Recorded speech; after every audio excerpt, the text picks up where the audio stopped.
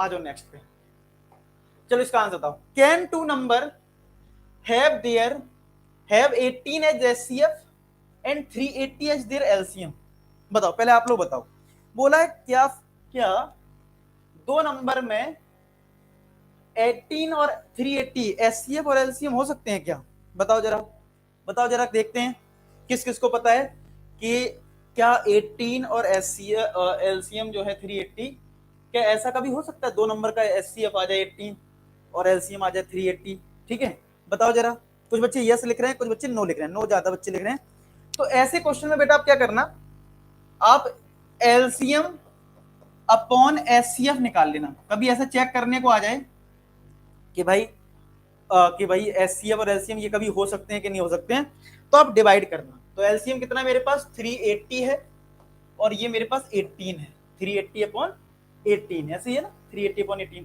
जरा इसको डिवाइड करते हैं, 2 से डिवाइड करा 9 आया और ये 190 आ गया, तो 190 अपॉन 9 आया। तो डिवाइड करेंगे तो कितना आएगा, 9 2 जा 18, 1 कैरी जाएगा, 21.11 आ रहा है क्या?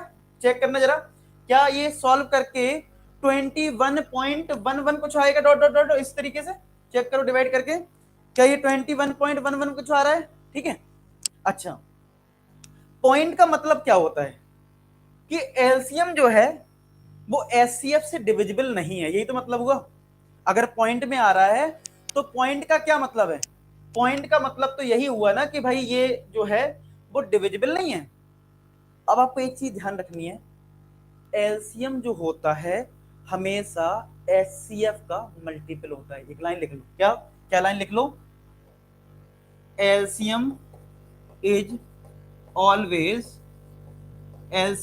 Always multiple of HCF. मतलब एचसीएफ का मल्टीपल ही होता है एलसीएम। मतलब जैसे कहने का मतलब मेरा ये है, अगर मान लो किसी क्वेश्चन में एचसीएफ 2 है तो एलसीएम जो है वो 2 हो सकता है, 4 हो सकता है, मतलब कुछ बड़ा नंबर उसी का मल्टीपल होगा, लेकिन उसी का मल्टीपल होगा एचसीएफ का। पॉइंट में वैल्यू कभी नहीं आती है। तो यहाँ पे एक डेफिनेशन हमारे पास है कि एलसीएम जो है वो हमेशा एचसीएफ का मल्टीपल होता है। अगर एचसीएफ एलसीएम का मल्टीपल है तो इसका मतलब है एलसीएम और एचसीएफ का रेशियो कभी पॉइंट में नहीं आ सकता, क्योंकि वो कंप्लीटली डिविजिबल होगा। क्या होगा? कंप्लीटली डिविजिबल होगा। यहां पे लेकिन पॉइंट में आ रहा है। कितने बच्चों समझ में आ रही बात? कितने बच्चों को समझ में आ रहा है? समझ में आ गया सबको? जल्दी बताओ फटाफट, समझ में आ गया? तो इसका मतलब है यहां पे तो पॉइंट में आ रहा है। तो इन दिस क्वेश्चन क्या लिखोगे, in this question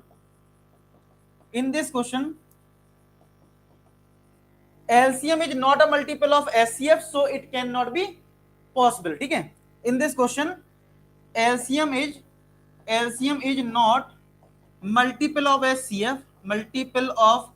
SCF, so it cannot be possible. possible. ये possible नहीं हो पाएगा। तो याद रखना, कभी भी ऐसा क्वेश्चन आ जाए भैया चेक कर लो जरा कि SCF और LCM है कि नहीं है, ऐसा तो डिवाइड कर लो सिंपल। अगर वैल्यू इंटीजर मिले तो सही है, इंटीजर नहीं मिल रही है, पॉइंट में मिल रही है तो नहीं होगा। सिंपल फंडा याद रखो। समझ में आ गई बात? क्लियर सबको? सबको समझ में? किस किस को समझ में आ गया क्वेश्चन? किस किस को ये क्वेश्चन समझ में आ गया कि इसकी अप्रोच ये है कि आप एलसीएम अपॉन एचसीएफ निकाल लो। अगर ये वैल्यू पॉइंट में आ रही है तो फिर ऐसा कंडीशन पॉसिबल नहीं है, क्योंकि एलसीएम हमेशा एचसीएफ का मल्टीपल होता है। ठीक है, आगे सबको समझ में? वेरी गुड, बहुत बढ़िया, सबको समझ में आ रहा है।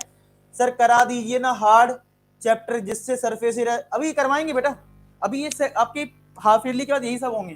ठीक है।